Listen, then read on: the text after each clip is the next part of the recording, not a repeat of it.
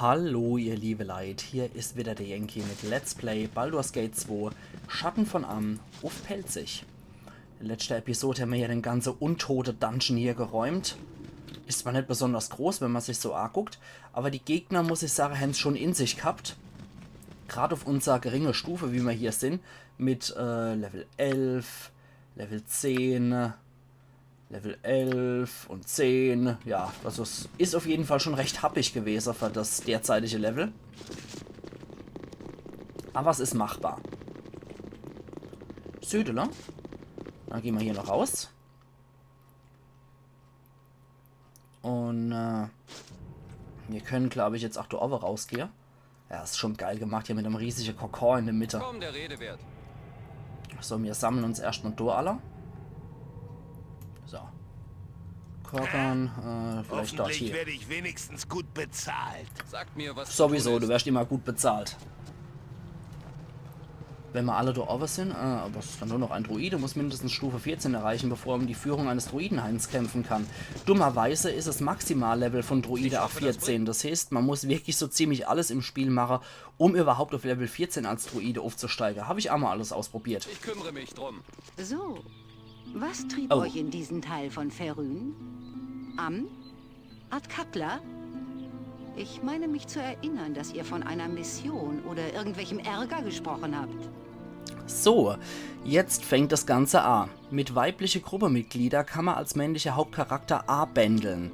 Das heißt, ich kann es zu einer Beziehung kommen lassen oder zu schnellem Sex, könnte man auch sagen, kann man es bei Vikonia auch kommen lassen. Und ich probiere mal, mich mit ihr gut zu stellen. Und dafür bedarf es mehrere Gespräche innerhalb vom Spiel, um mich mit ihr gut zu stellen. Und das ist jetzt der Anfang davor. Also, was sage ich dann? Ich muss rausfinden, wer mich aus welchem Grund gefangen genommen hat und was er oder sie mit Imone vorhat. Weil mit Imone, Gefährtin aus Kindheitstagen und so, macht man sie wahrscheinlich eher eifersüchtig. Wie wollt ihr die Schuldige an dem Überfall auf euch verfolgen? Ungeziefer lässt selten Geruchsspuren oder fährt zurück, die man aufnehmen kann. Ja.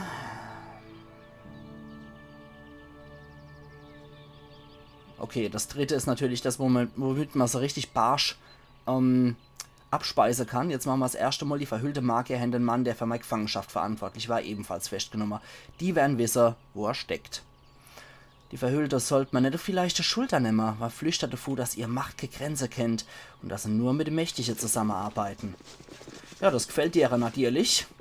Und ich glaube, da haben wir auch noch so ein Dappschädel, um den wir uns auch noch kümmern müssen. Ich hoffe, Desmo lässt damit sich retten, weil die ganze Zeit hieß ja, man konnte nicht aussprechen, weil er beschäftigt ist, pipapo. Ich warte. Ich hoffe doch, dass der sich jetzt abbabbeln lässt. So, jetzt probieren wir das nochmal aus. Zack, speichern. Und, ja, also nicht. Seffe scheint beschäftigt zu sein. Dummkopf. Ja, dann müssen wir dann später hinkommen. Da muss ich auf jeden Fall noch dran denken. Was ist das da? Das schlichte Monument wurde errichtet, um der Fürst der Toten gnädig zu stimmen. Der Gott Kellemvor. So. Das ist ein sehr neutraler Totengott, muss man dazu sagen. Und wir gehen jetzt nicht zu Pimlikos Awesen, sondern wir stellen gleich mal die ehemalige Gruppe von Korgan, die sich hier in des Slums rumtreiben. Dazu sammeln wir uns erstmal hier. Und Abdel Adrian geht dort hier, Anomen hier und Vikonia dort. Die Sache ist, wenn die Korgan sehen, beginnt das Gemetzel. Das heißt, ich mag meine Gruppe erstmal so verdelen, dass wir möglichst gut attackieren können. Ja, 20 Stunden haben wir schon. Okay, wieder kurz vor Abend. So, dann machen wir das folgendermaßen. Anomen, du gehst zur... dem hier, Scherge, Screwloose, das ist sozusagen die rechte Hand vom A-Führer, Wassersäufer oder auch Tabaksack. Und da ist noch ein Scherge und da haben wir noch einen Kleriker. Du kümmerst dich um den hier. Ja, Abil? Vikonia, du gehst zu dem. Und der Kleriker, der könnte lästig werden. Deswegen würde ich sagen, wir machen das so. Ja, reizend. Man merkt ja, was das für tolle Typen sind. Ich habe schon So. wegen weniger getötet. Jetzt speichern wir mal das Ganze noch ab. Dann möchte ich, dass der sich versteckelt. Ansonsten fängt der Wassersäufer bzw. Tabaksack an das Streikgespräch zu beginnen. Und das wird so oder so im Gemetzel enden. Man kann sich ja denken, wenn Korgan bei einer Gruppe war, könnte es nicht die freundlichste gewesen sein.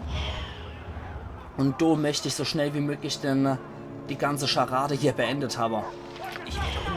So, Korgan, komm her. Oh, das klingt okay. Und los geht's. Es hat sich nichts an eurer Scheinheiligkeit geändert. Dämlicher Wurm. Ihr seid noch immer ein elender Wassersäufer. Wenn man vom zu klägerotene Breitarsch spricht, schon Watschelderei.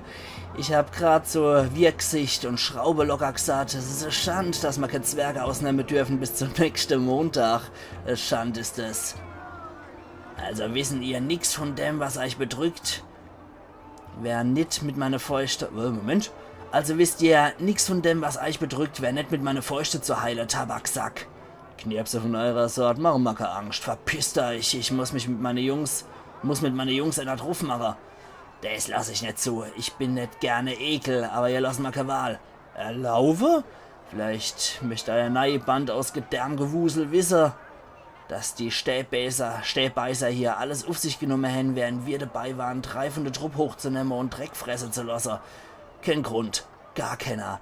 Anscheinend wurde oder ein anderer beleidigt. Er steht auf und Mück, Dickbauch und Schnitzer sind tot. Spart euch euren Blödsinn. Aus eiskalter Berechnung kam der Stahl zum Einsatz, Tabaksack, und ihr seid achs Vergehe ganz genau bewusst. Das Maul steckt da knietief drin. Beten, wenn ein Gott habt, Schweinehund. Allerhaupt, das ist Korgan, lass ich auf jeden Fall gegen Wassersäuferkämpfer und du greifst hier an. Sehr schön. 37 Schade. Der Zauber auch noch direkt unterbrochen, das heißt, er kann sich dort drum kümmern. Und schnetzelt den Scheißkerl nieder. Vielleicht noch die Klingenvergifter und Ruf.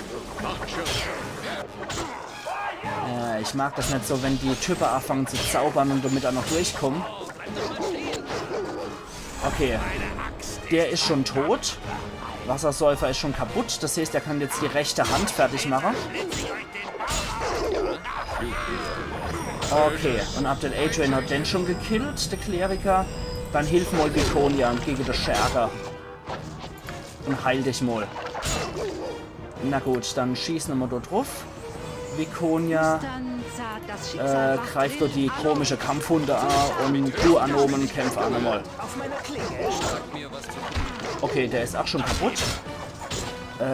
Zack, dann helfen wir da mal gegen die ganze Biester hier. Und zack. Korgan hilf mal. Und Anomen hilf auch mal. Gut, das war die Gruppe. Ziemlich schnell erledigt. Ich warte, wenn es denn sein muss. Das habt ihr gut gemacht. Ein feiner Saustall war das. Sie haben für mich getötet, aber ich habe das Gold, das Buch und in den Hintern getreten habe ich sie auch noch. Ah, ein guter Tag. Ich kenn Loszieh und Tabaksacks Leichnamsucher. Der dappische Idiot. Das bekloppte Buch könnte immer noch was wert sein, wenn es auch in Ordnung wäre. Allerhopp. Dann durchwühle wir erstmal hier die Leichname, wie man das so ganz edel macht. 100 Goldmünze, ja, das ist schon keine Army-Truppe. 250 hat der Tabaksack inklusive das Buch hier. Das Buch Khazars. Das Buch von Khazar ist ein berühmter Leitfaden, der vom Leichnam Khazar geschrieben wurde. Das sind extrem mächtige, untote Magier-Leichname. Man sagt, dass es sich mit den dunkelsten Geheimnissen der Nekromantie befasst, doch die Seiten dieses Buches scheinen leer zu sein, wenn ihr versucht, sie zu lesen. Khazar wurde während des Aufstands vernichtet, der sich während der letzten Tage Nesarils ereignete. Nesaril war gigantisches Magier-Imperium aus der Antike, könnte man sagen. Das Buch wurde von Khazars Schülern in die Gegend gebracht, die heutzutage unter dem Namen Am bekannt ist. Wie es nach so vielen Jahren seinen Weg an diesen Ort hier gefunden hat, ist ein Rätsel. Das stimmt allerdings, genauso wie heutzutage eigentlich immer noch ein Rätsel ist, wie eine Seite aus der Wulfila-Bibel in der Dom, also in den Altar vom Speyerer Dom kam. Okay, jetzt habe ich das weggemacht. Ja, es gibt immer so mysteriöse Sachen, wo man nicht genau weiß, was Sache ist. 200 hat noch der Adjutant gehabt und der andere Scherge Nummer 100. Also Army-Gruppe war es auf jeden Fall nett. Komm, der Rede wert. So, jetzt zähle ich mal Sachen. Wir können Dorai gehen. Manometer. Und können dann erstmal eine Runde in der Kupferkrone pennen und ein bisschen Zeug verkaufen. Ja, wir haben jetzt immer noch die 20. Stunde. Gut gekämpft haben wir immer noch. Aber ich denke, jetzt haben wir uns auf jeden Fall ein gutes Quartier verdient hier im Slum. Und besser als Kaufmann geht hier leider nicht. Na gut. So, Ich hoffe, da das ist der bringt Wirt. Oh, der ist aber gerade beschäftigt. Manchmal ist das einfach so. Ich weiß auch nicht, warum das so ist. Also ab und zu ist es echt blöd geregelt. Da sind dann die Charaktere beschäftigt. Man kann sie nicht ansprechen, was auch immer dann dort der Fall ist. So, noch einmal. Ist schon Bei geschehen. Jetzt mir aber. ist das Bier billig. Genau. Jetzt gehen wir aber erstmal eine Runde Penner. Und dann verkaufen wir mal den ganzen Rotz, den wir haben. Diese Halskette ist 1800 Goldstücke wert. Also auch auf jeden Fall ziemlich ordentlich was wert. Es gibt halt einfach so ein paar bekannte Sachen. Es gibt einfach so ein paar markante Schmuckstücke, die sind echt was wert. So wie Smaragde, Diamante. Aber auch diese Halskette-Träne Laenals oder wie auch immer, die ist auf jeden Fall auch ordentlich was wert. So, das können wir eigentlich auch verkaufen. Das Ding braucht eh kein Mensch. Katana plus Ends, kommen auch vorne mit. Und das Buch Kassars verkaufen wir auch hier für 1350. Fertig. Weil mehr wert ist das Ding auch nicht und was Besseres kriegen wir davor auch nicht. Die Bolze können wir fast 60 vertickern. Der Dolch plus Ends war 75. Da haben wir noch einige Quatsch, den wir auch noch an Spruchrolle verkaufen können. Ja, die lassen wir mal. Das und das kann fort. Und die Spinnebrut kann auch weg. Das ist auch Käse. Dann Zauberimmunität behalten wir mal und reflektierendes Spiegelbild kann fort. Der Abwehrdrang kann weg. Und jetzt haben wir 16.299 Münzer. Also es wäre eigentlich jetzt schon so weit, dass wir Galen Bale bezahlen könnten. Ne, Quatsch, 20.000 wollte er. Aha. Könnte ich mit euch ein paar Worte wechseln, ohne dass andere etwas mitbekommen? Ich hätte euch da etwas über ein nettes kleines Geschäft zu erzählen. Ah, lass mich in Ruhe, ich habe keine Zeit für Unsinn, könnte ich jetzt auch sagen, aber hätten wir. Und was könnte das Um sein? die Wahrheit zu sagen, ist es nicht an mir, das zu erzählen. Zumindest nicht alles. Meine Herren wird mit euch über gewisse Angelegenheiten, die ihr zweifellos selbst entdeckt habt, sprechen. Sie hat euch eine Zeit lang beobachtet und da ist sie nicht die Einzige. Diejenigen, denen ihr eigentlich vertrauen solltet, spionieren euch mehr oder weniger offen aus. Sie bietet euch, unter anderem, eine Lösung zur Wahrung eurer Privatsphäre an. Sie ist eures Vertrauens würdig. Wenn ihr euch ihres Vertrauens für würdig erachtet, so kommt bald zum Friedhofsviertel. Sie wird euch ihr Angebot unterbreiten. Wählt für euren Besuch die Zeit, wenn der Himmel sich verdunkelt hat. Vorher würdet ihr sie dort nicht antreffen. Und wer ist die Herrin von euch? Ich hätte gern ihren Namen gewusst, ehe ich anfange, im Friedhofsviertel umherzuwandern. Fragen, Fragen. Alles wird zu seiner Zeit besprochen werden. Kommt zu dem Ort, den ich euch genannt habe. Und ihr denkt darüber nach. Doch die Tür schließt sich bald. Zögert nicht zu lange. Lebt wohl. Ja, so ist das. So ist das. Abenteurer. Jetzt kommt der noch. Hätte nicht gedacht, dass ich mit euch rumtreibe, je nochmal spreche tät, aber ich mach, was mein Onkel Galen sagt, wenn ich das einrichten kann. Egal, Galen Bale will, dass ihr zu ihm kommt, ihr vor schnelle Entscheidungen fällt. Sagt, er hätte verlockendes Angebot zu machen. Weiß er, dass ich Entscheidungen zu fällen habe, wäre ich verfolgt? Und gucken mich doch nicht so an, ich tu nur, was man mir auftrat. Er sagt, das Angebot wäre verlockender, also bin ich hier. Egal, gehen einfach zum Galen, bevor ihr, neue Kontaktmänner aufsuchen. Ich werde nur bezahlt, wenn er zu ihm geht und es wird nicht lang dauern, wissen ihr? Wenn es denn sein muss. Na, Allah, die Sache ist jetzt die. Wir könnten uns jetzt entweder den Leute am Friedhof anschließen, das würde ich bei einer normalen böse Gruppe auch machen. Aber da mein Typ ein Meuchler ist, will ich nach wie vor zu der Schattendiebe stehen. Das heißt, als böser Charakter, der kein Dieb ist, hätte ich mich durchaus auch derer andere jetzt angeschlossen, dass die für mich arbeitet. Aber, na, ich will auf jeden Fall bei der Schattendiebe bleiben, weil Meuchler und so, ne, das passt einfach rollenspieltechnisch besser. Auch wenn ich eine böse Gruppe habe. Gute Idee, das ich hier helfe zu euch gern, wenn übertragen. es möglich ist. Ali, Achtung, ihr seid schon über 15.000 und brauchen nie mehr weiterzumachen, mein Herr. Habt ihr mein Herz einen Stoß gegeben? Moment. Mein Herr, haben ihren Herz einen Stoß gegeben und wenn ich mit nur 15.000 zufrieden sei, das ist, wie ich finde, ein fairer Preis. Bruce hat einen neuen Handel erwähnt. Ist das die Veränderung, von der er gesprochen hat? Ja, 15.000 in Gold. Man mag die Dinge ein bisschen beschleunigen zu Eire und deren Wohl. Sie möchten zu euch freundliche Beziehungen wie möglich. So lautet letzte Kostenausschlag. Seid ihr mit dem Preis zufrieden? Wir sind bestimmt noch der angenehmste Verbündete, die euch in der Angelegenheit aussuchen können. Ich bin noch nicht bereit, es jetzt zu machen. Na, alla wie ihr wollt. Ich kann noch ein bisschen länger stehen. Ja, das kann ich. Alles klar. Wenn wir aber schon mal hier sind, kann ich jetzt auch noch mal hochgehen. Und da waren noch ein Fall, die wir nicht gefunden haben. Eventuell kann ich die jetzt schon finden. Jawohl. Und das kann ich auch aufmachen jetzt. Perfekt. Wunderbar. Also das konnte ich auf jeden Fall jetzt auch noch machen. Und ich glaube, die können auch identifizieren hier. Ah, ich erkenne einen anspruchsvollen Kunden sofort. Ja, das habe ich bei der letzten Episode oder vorletzten Episode nie mehr bedacht. Und die können sogar sehr günstig identifizieren. So, was war dann noch da? Verzeicht, das zweihändige Schwert plus 1 können wir auch noch. Das und das. Das und das. Wir investieren jetzt zwar ein bisschen Kohle, aber es ist auf jeden Fall zu unserem Gunsten. So, das können wir auch noch identifizieren. Und 25 sparen wir auch noch zusätzlich pro Zeichen. Okay, was ist das? Pfeile der Detonation. Das ist wie ein Feuerball. Das behalten wir auf jeden Fall. Und da haben wir noch Zauberimmunität. Ne, das wollte ich behalten. Aber da haben wir noch einen Stecke gehabt. Genau, ein Stab der Furcht, den verkaufen wir für 81. Zweihändiges Schwert für 180. Bastardschwert plus 1 plus 3 gegen Gestaltwandler. Das haben wir in der Kupferkrone gekriegt. Dafür, dass wir die Sklavehändler ausgemerzt haben, können wir eigentlich auch verticken. Der Heilstecken, der kann leichte Wunde noch heilen als besonderes Dingens. Das können wir verticken. Und die können wir auch in die zweihändige also die Streitaxt plus 2, können wir auch noch von 900 verkaufen. Na, alle Haupt haben wir wieder ein bisschen mehr Kohle drin. Und dann können wir auch noch der Halikon. Das ist wie gesagt Nummer 1 durch Elektrizität. Das haben wir ja bei dem Skelett erlebt. So, jetzt sind wir bei 20.000 Gold. Wir sind ein bisschen reicher.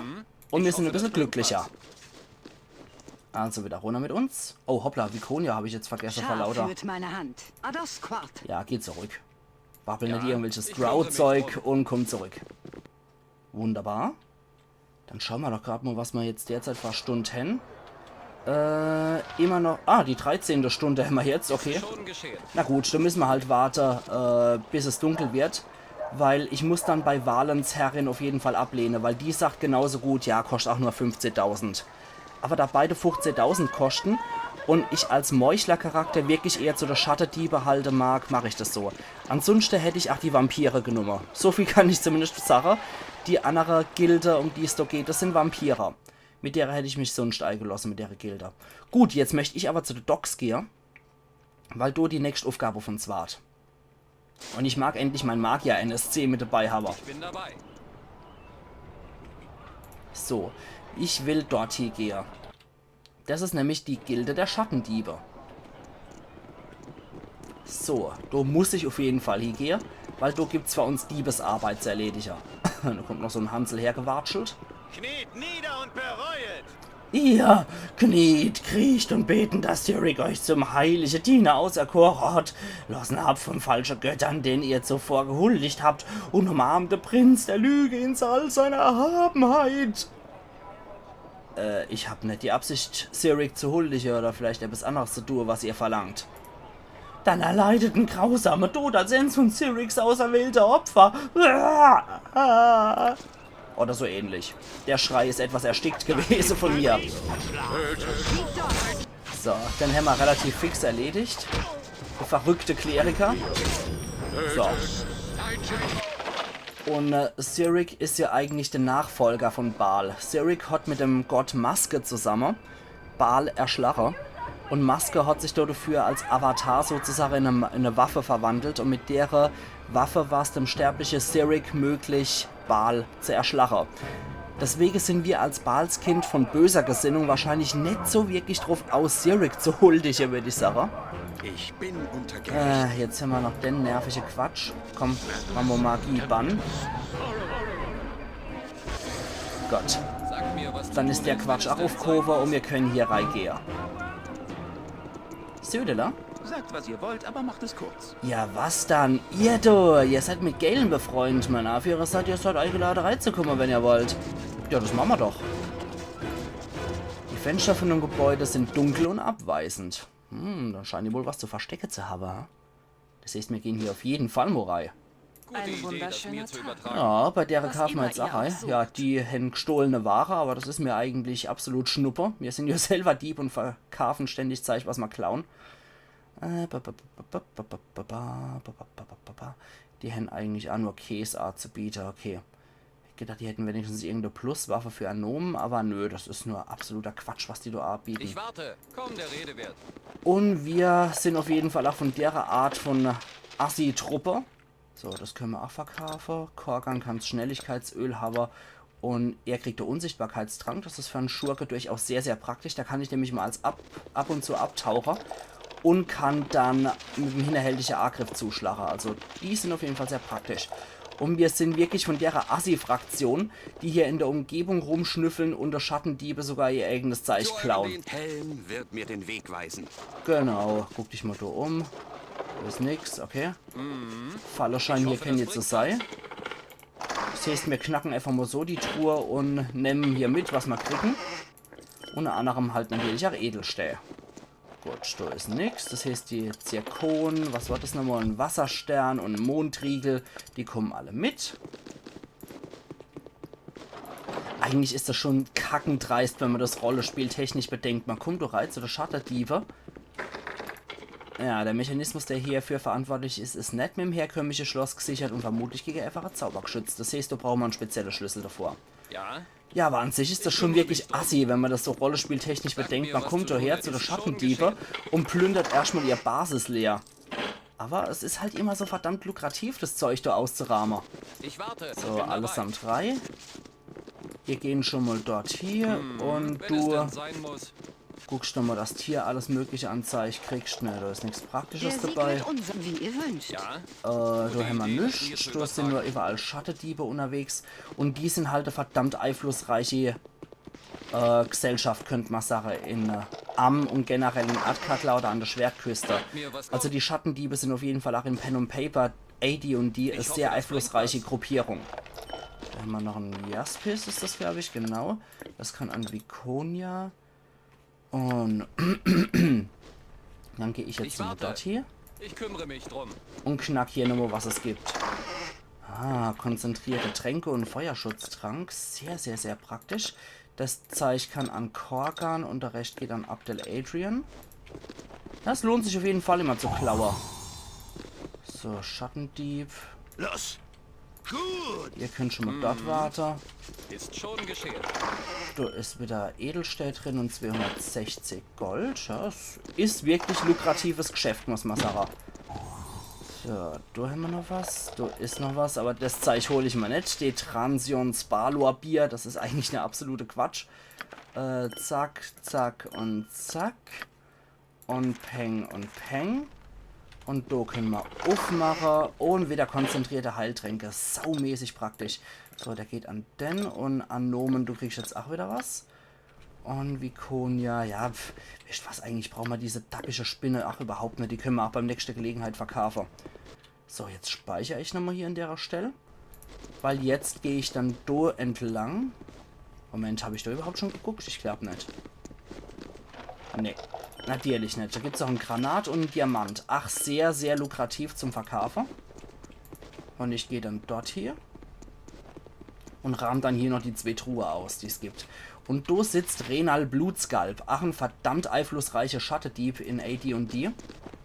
Der NSC ist durchaus richtig, richtig übel. Mit dem sollte man sich nicht verscheißen, weil er nicht nur sehr mächtig ist von seinen Kampffähigkeiten, sondern auch sehr stark ist. Und sehr einflussreich. So, 3 Perle, die können wir auch teuer verkaufen. Super, dann Ja. können wir uns jetzt sammeln, nachdem wir hier das ganze Dabei. Ding ausgerammt Sag mir, haben. was zu tun ist. Und sprechen wir mit Renal Blutskalp. Wenn es denn sein muss. Ihr müsst entschuldigen, aber ihr seid nicht ganz das, was ich erwartete. Nach allem, was man mir erzählte, erwartete ich jemand Größeren. Naja, aber ein Halbling tut's auch, oder? Was genau hat man euch dann von mir erzählt? Oh, man hat mal so manche Geschichte von eurer Tate erzählt. Ein bisschen von eurer Aktivität hier in Ardkatla und auch von denen, die ihr im Norden gemacht habt. Ihr müsst verstehen, dass Organisationen wie die meine auf gute Informationen beruht. Derjenige, der sich in Unwissenheit ergeht, wird bald zur Zielscheibe und so weiter. Ich verstehe. Und was wollt ihr jetzt von mir? Na, immer gleich direkt zur Sache, hm? erfrischend. Wir gehen mal unter Gegenden, die immer unsicher von einem Fuß auf der andere treten, schon auf die Nerven. Eure Offenheit ist mal erfrischend, die Abwechslung. Ja, kann ich verstehen, dass man bei ihm nervös ist, weil der Typ ist durchaus brandgefährlich. Und bestens informiert auch immer. Machen wir es kurz. Galen hat euch empfohlen und ich vertraue seinem Urteilsvermögen. Ich benötige Söldner für einen bestimmten Auftrag und ihr werdet hervorragend geeignet. Mit was für einer Bezahlung kann ich denn davor rechnen? Ah ja, der Punkt ist wohl unausweichlich. Was springt für euch raus?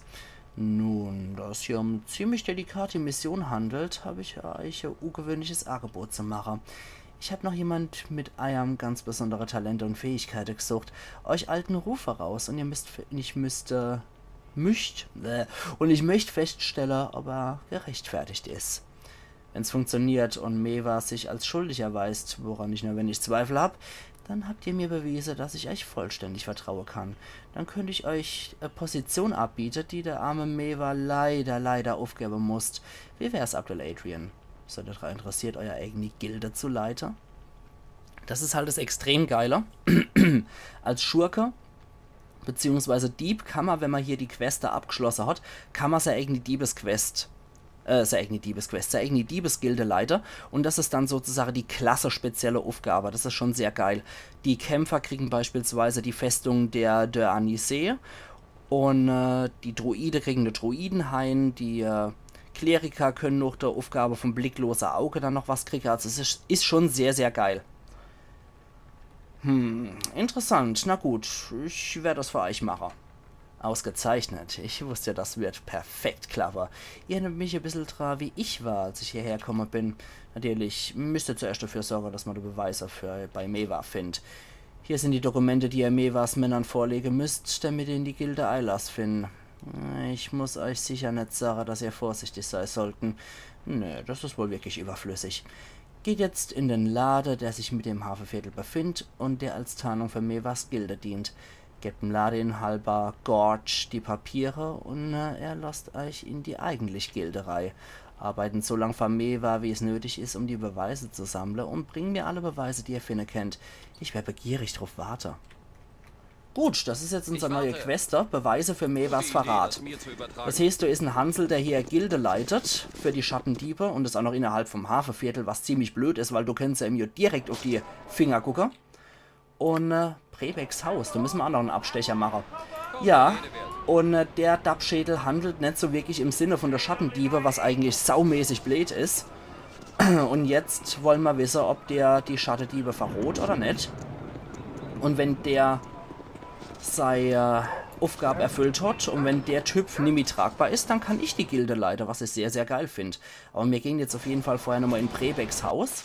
Da wartet nämlich was auf uns. Prebeck, Eidringlinge. Nee, Sanascha, denkt dran, was beim letzten Mal passiert ist. Unser Meister prüft uns. Prüfung? Schon wieder? Ja, ihr wissen, dass er Grausamkeit keine Grenze kennt.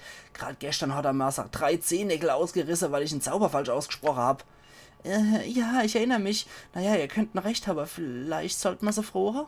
Nee, der Meister wird uns die Haut abziehen und dort drauf sein merkwürdige kleinen Tanz vollführen, wenn wir die Prüfung nicht bestehen. Los, jetzt, lassen uns angreifen. In Ordnung. Elende Eindringlinge, wir werden euch für unser Meister aufhalten. Ja, wir werden euch aufhalten. Ah, das scheint ja reizend zu sein. Natürlich aber Sache Corgi. Schnappt er den Gobbo? Nee, Quatsch, nicht Korgan. Der auf den Anom kann die abschnetzler. Sie dort drauf. Und er dort drauf. Ja, Abil? Und Vikonia macht aber als allererstes mal einen Magie-Bann, weil die jetzt anfangen Zauber zu sprechen. So. Das ging relativ fix, nachdem die Magie erstmal gebannt ist. Da kommt man nämlich auch bei den Magier durch. Und da gibt es 2500 Erfahrungspunkte. So, alles drauf. Und den Zauber haben wir unterbrochen. Auch noch 2500. So, dann sind jetzt die Lehrlinge auch kalt gestellt. Macht's kurz. Ich hab schon wegen weniger getötet. Und dann können wir hier auf jeden Fall nochmal durchsuchen. So, was gibt's denn da noch? Ah, da gibt's auch was Schönes. Das können wir noch weiterleiten an Abdel Adrian. Beißende Pfeiler, die haben wir das letzte Mal im Irenicus Dungeon gefunden. Also, lohnt sich. Gut, die hat Spruchrolle. Die solltest du für dich mal nehmen. Okay, das. Kältekegel ist auch sehr praktisch. Das behalten wir auf jeden Fall für unseren Magier. Magie Bann. Dann ist hier noch 20 Gold und Klopfen. Das können wir verkaufen. Was haben wir da noch? Da haben wir noch einen Stab zum Identifizieren. Da haben wir noch einen Trank. Da haben wir noch hier Krusch zum Verkaufen. Wird echt Zeit, dass unser Magier kommt. Dann können wir nämlich auch auf jeden Fall wieder groß reine machen bei unserer Sache hier. Bei unserem Schriftrollebehälter. Da ist auch wieder mehr Platz drin. Okay, das kann... die Fall hat uns jetzt auf den kalten Fuß verwischt. Schade, schade. Und da ist noch was. Aber die Fall hat er leider nicht gefunden. Autsch, die hat er auch nicht gefunden. Das ist etwas peinlich gerade. Okay, da ist aber noch was. Ein Kriegshammer +1. Sehr schön. Anomen, das ist jetzt deiner. So, dann eklige Streitkolbe jetzt mal weg. Wir warten, bis wir dann noch was Besseres finden. So ein Streitkolben Ja, ist schon geschehen. +1 oder +2 oder so, weil Kriegshammer ist ja nicht so gut. Und ich würde sagen, wir gehen jetzt noch bis dort hier vor die Haustür von Meva. Und dann können wir theoretisch dann unseren Cut machen. So. Aber vorher sollten wir Abdel Adrian noch heilen. Aber das können wir mit stinknormale mittelschwere Wundenheile noch machen. So viel hat er jetzt nicht erlitten an Schaden. Dann können wir ihn noch heilen. Zack. Ich höre euch fest. Und du 8. Sehr schön. Wenn es denn Fast wie sein neu. muss. Und ich jetzt sage, ihr liebe Leid. Ich mache jetzt natürlich nicht nur hier der Quicksale. Ah ne, das passt schon. Wir sehen uns dann morgen wieder bei Let's Play Baldur's Gate 2 Schatten von Amn auf Pelzig. Also machen's gut und bis morgen. Ayan Yankee.